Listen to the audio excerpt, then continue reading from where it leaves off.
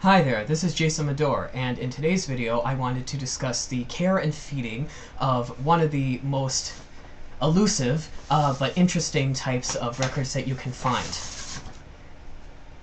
This is a 16-inch radio broadcast transcription disc. These discs were made approximately between the mid-30s up to about 1960. And apart from their size, what makes them especially unique is the fact that these were never ever meant to be issued to the public. And because of that, these have just a treasure trove of original performances and recordings that you'll never find elsewhere.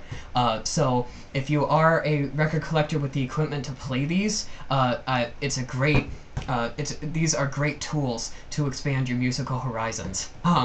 Now, obviously, though, because these were not meant to be issued to the public, you can imagine that they have a different style of playing than a conventional album or 45 or single does.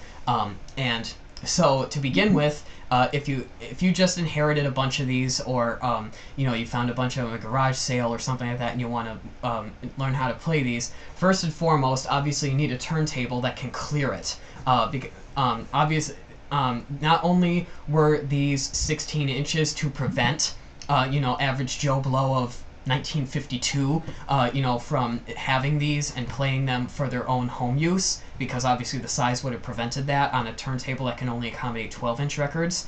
But they were also made larger because they were cut with a standard size groove. And what I mean by that is they were cut with the same groove width that you'll find on a 78 RPM record. Even though this rotates at 33 RPM, they were cut at 78 groove width, and the reason for that was because that allowed them to have the best sound possible. And it's very true. If you can find a decent playback system for these can sound better than digital or reel-to-reel, in my opinion, because these were pressed on the best quality vinyl, and they usually weren't played a whole lot. Usually these were only played like 1 to 2 times, and then they were sent back to the manufacturer to, unfortunately, be destroyed. So because of that, finding, like for instance, this is Country Style USA program number 129. So amassing the entire collection of these would probably be kind of difficult, because there may be a few of these that actually do not exist anymore because they were sent back to be destroyed, and those were the only copies. So anyway, though, where I was going with this was, if you want to play these back, you'll need to have a transcription quality turntable that can physically accommodate it, and you'll need to have a 78 RPM stylus, and you'll need to change your equalizer settings.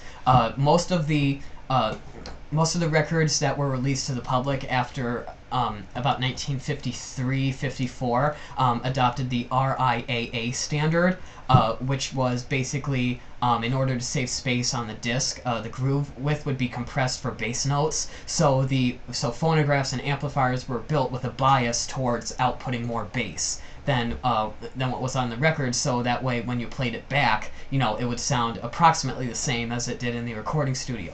These had no such equalizer on them, because these were cut with everything in the groove included. Everything that the microphone picked up went directly to the groove. So because of that, if you try to listen to this with RIAA equalizer output, you're going to get a lot of bass, and the treble's going to get kind of muddy. So what you need to do is you need to adopt the NAB, which stood for National Something Broadcast equalizer, which basically is almost no equalizer at all, just like a light surface filter to remove any like hiss or crackles or anything like that that you could find on the discs.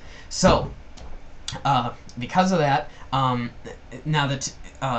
because of that, you'll need to just be sure to change that, get the right stylus, and get a turntable that can accommodate these. Otherwise, you'll find these mostly recorded at either 33 or 78 RPM. I've never seen one of these that was recorded at 45. So if you have a turntable that has either those two speeds on it, you should be good to go. Now, and let me think, what was the other one that I wanted to point out? Oh yeah, and the last point I wanted to make about these was the materials that you'll find these out of. This particular disc was made in 1958, so it's made out of vinyl.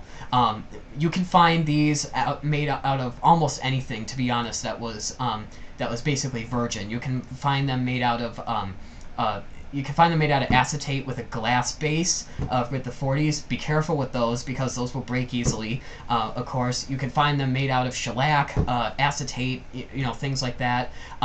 For vinyl, it's fine if you just want to clean these with, warm water and soap. It won't do any damage to it. But if you have an acetate recording or one with a glass base, I would recommend that you contact me to get detailed instructions on how to clean those, because if you try and clean those with water, you can actually end up chipping the acetate base that's lacquered over the core of the disc, and if that happens, you're gonna it can totally wipe out the groove, and then you can't play it back. So if you have one of those, do not try to clean it with water. Contact me for specific instructions about that, and I will send those to you as soon as I can, because these discs do need to be preserved because they're really cool, and like I said, they have performances on them that you will not hear anywhere else. So thanks for watching. I hope this video answers any questions that you may have about them, and I will, till next time, be sure to like, comment, and subscribe, or do a video response to this if you thought it was interesting. I will talk to you later. Thanks.